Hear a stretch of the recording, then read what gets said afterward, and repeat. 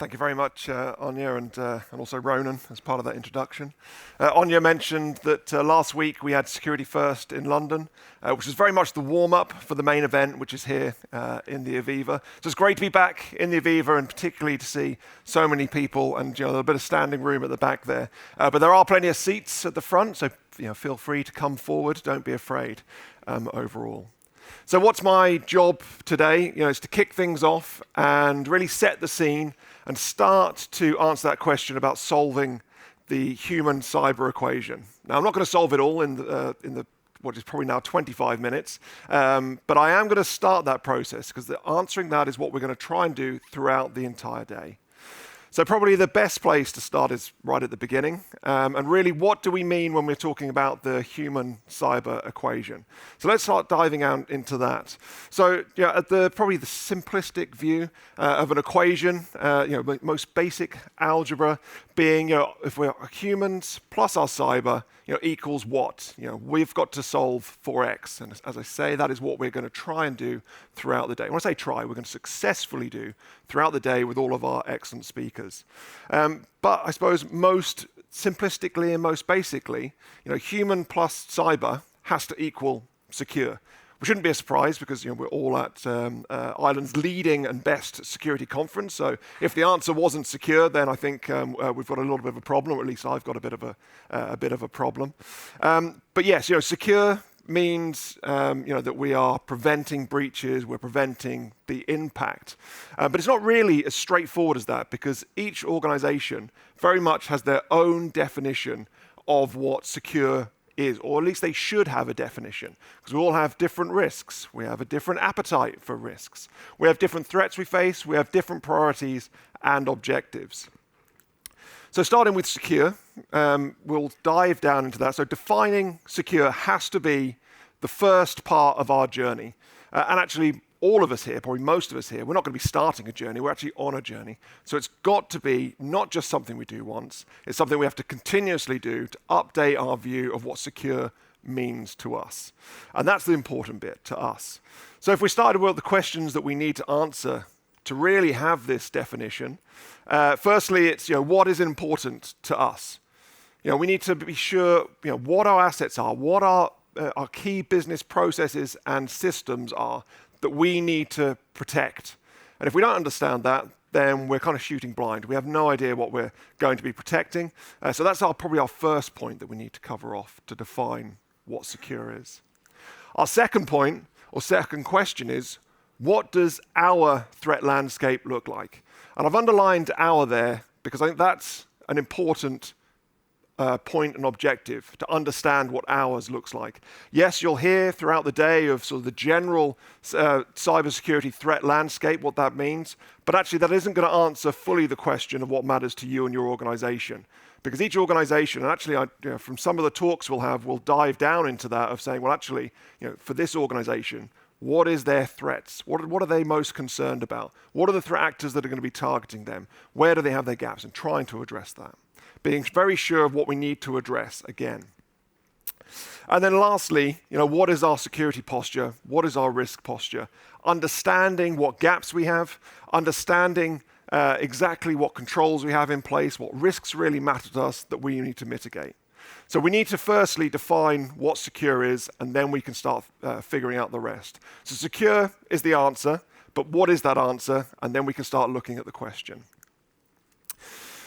So just check out. So before we go any further, I'll just touch upon some of the challenges and complexities that are driving and shaping the cybersecurity landscape and the decisions that we make. Probably most obviously, it is around AI and emerging tech.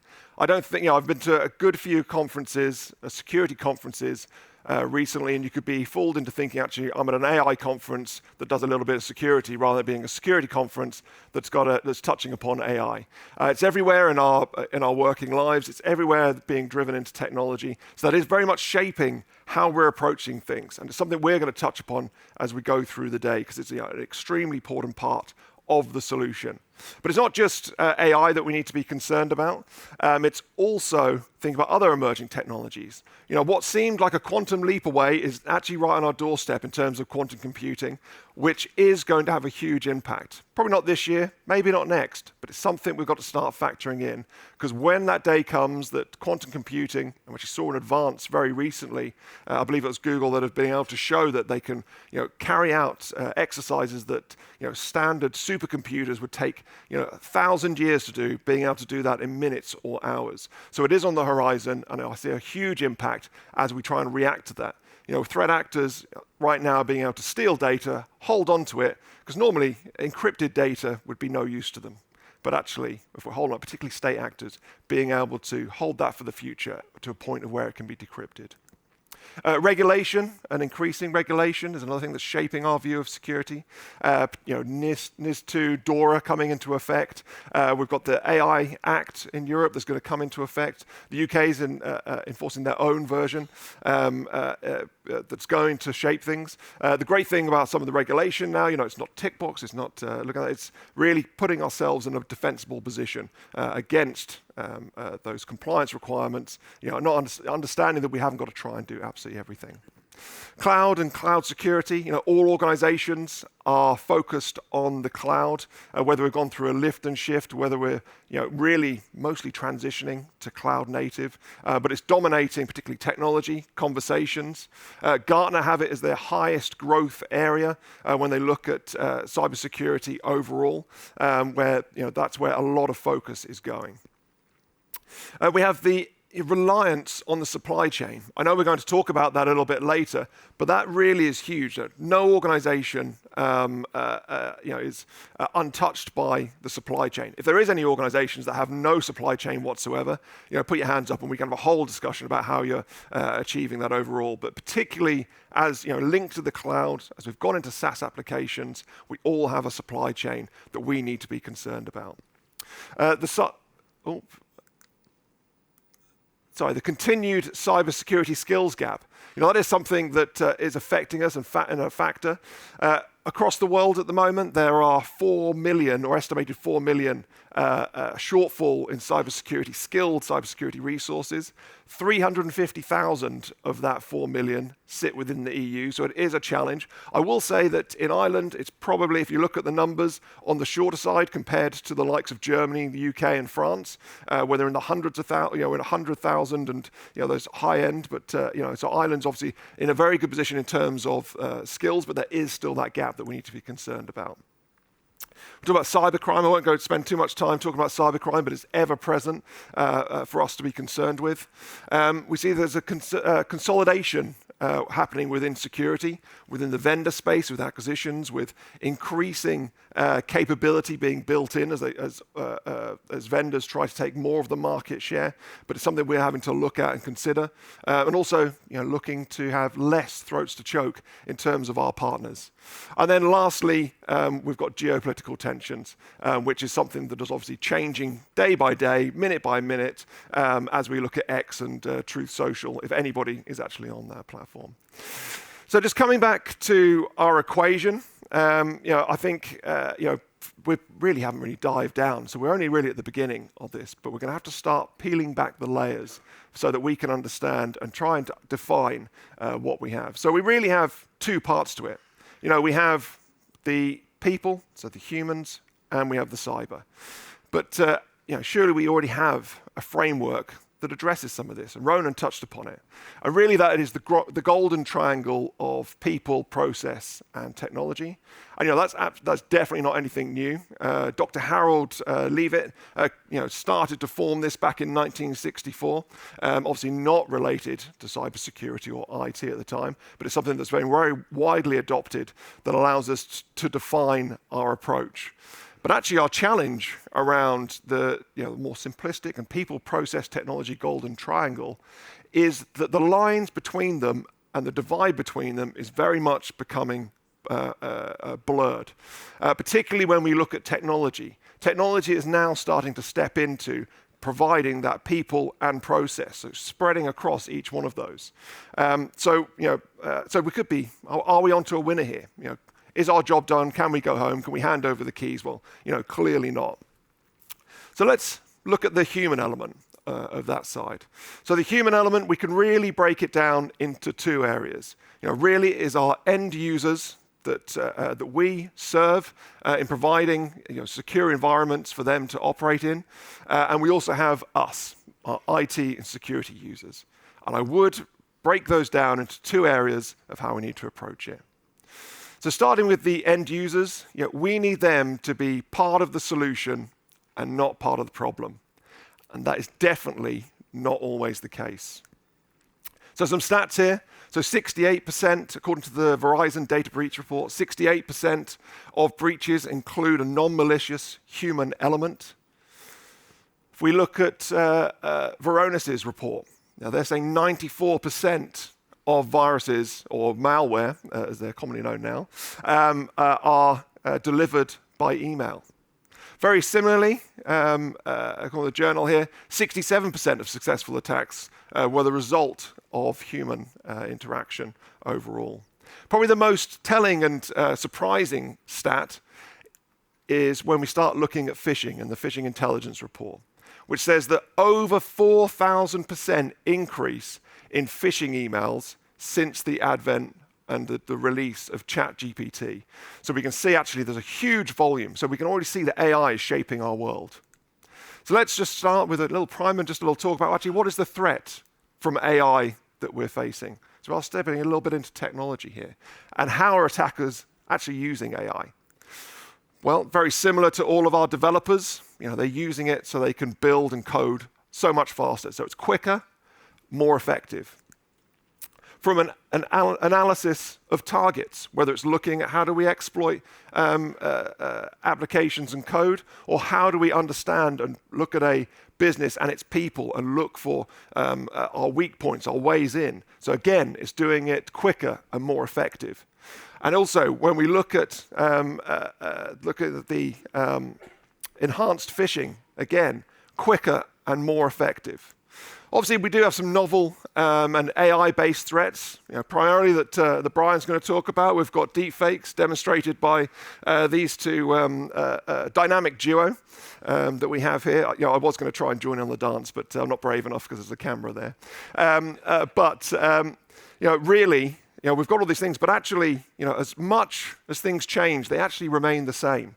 So really, we're looking at our threats and exploits are still actually the same, but as we say, just more, just higher in volume, quicker overall. So actually, what we need to focus on, and really the basics have never been as important as they are today, because actually they're just being focused on, as I say, quicker, more effectively, that we need to rise to the challenge.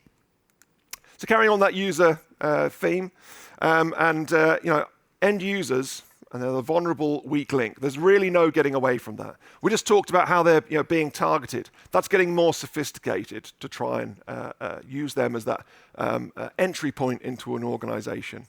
But actually, it's not just the targeting of them. We also see, if we look at Gartner's security behaviors study, that 67% of users are still using the same password across multiple accounts. You see over and over again, credential stuffing, breaching one platform and reusing that password and credentials to be able to breach them. 65% admit that they'll quite happily open emails and attachments from unknown senders. So something that, particularly when it comes to attachments, we probably shouldn't be doing. There's no problem about it. And also 61% here are quite happily send information via email unencrypted. So they're all stats all building up. But probably the most important stat is that 93% at the same time acknowledge we know it's going to affect enterprise risk, but doing it anyway. So what influences these secure or insecure, or what influences secure and insecure behaviors? Well, firstly, it's speed and convenience. Can I do something quickly? Is it convenient so I can do my job, execute overall? Is it that in the view of the user, business need outweighs the risk that they've taken? So they think they're taking something that is an accepted risk. And also, it's whether there's any consequences, whether they have a view of, so anybody's actually watching, anybody's actually going to bring it up and say, actually, that was something that we shouldn't be doing. So without any consequences, those behaviors aren't going to change. So how do we address those behaviors? What is the solution? Is it more security awareness training? Do we need to do more? Do we need to sit our users through more security awareness videos, quizzes overall? Well, actually, if we look at those stats that we had previously, the answer looks like it might be no. But I'll just introduce the concept of desire paths. Now, this isn't something I've made up. It's not even a security or IT concept. But if we look at desire paths, just a nice picture of a path that is leading us safely to the crossing where we can cross safe. It's keeping us off the well-manicured grass. This is very much the path that we should be taking. And if we reflect that back to cybersecurity, that is the path that we're trying to educate our users to take. Unfortunately, there's that path that we should be taking, and there's the path that we desire. Very, very two different things. Although we should be going down one path, they're trailing their own path because it's quicker, more convenient. We could argue about risk. They're deciding the risk from going that way rather than the crossing is making all the difference to them. So a breach, we're talking about breaches. It's a matter of when, not if. But when it comes to users, I would argue very much that actually it's not when, it's which time, which is one of the behaviors we're going to have to change. So in terms of how do we change that, what is the solution here? Well, do you know what? We need to adapt our security awareness training and build that really into a secure culture that we're fostering those behaviors so that we are, on the one hand, making sure that there is an impact and they're aware of that impact, but also making them very much understand that they need to be part of the solution, not problem. From an investment point of view, we should be focusing our investments towards solutions that are going to protect those users. When we look at that stat of 94% of malware delivered by email, and we look at the amount of successful breaches, then clearly something's not working, and actually we need to start moving on from the basic scanning of emails into behavioral activity, into looking at user behavior within inboxes. Can we pick up malicious activity?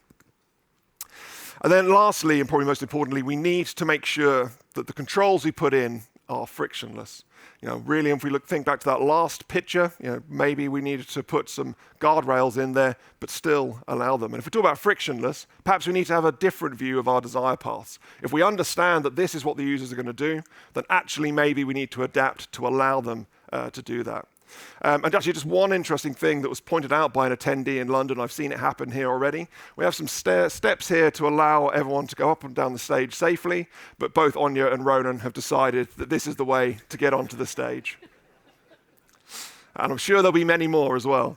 So just very quickly, because I just don't want to take up too much more time, we can then look at ourselves, IT and security users. We're not infallible, definitely not. And we're in the danger of thinking that we're secure because we understand it, and poor behaviors kick in. And actually, two of the stats we had up before apply to us as well, in terms of those breaches, not just from users clicking emails, but also from making insecure configuration. Having those elements that exposing ourselves. So we've got to make sure we're controlling that. In fact, Gartner talk about by the end of this year, 99% of cloud breaches will have a root cause in human interaction, human activity, and generally that is going to be exposing ourselves through misconfiguration.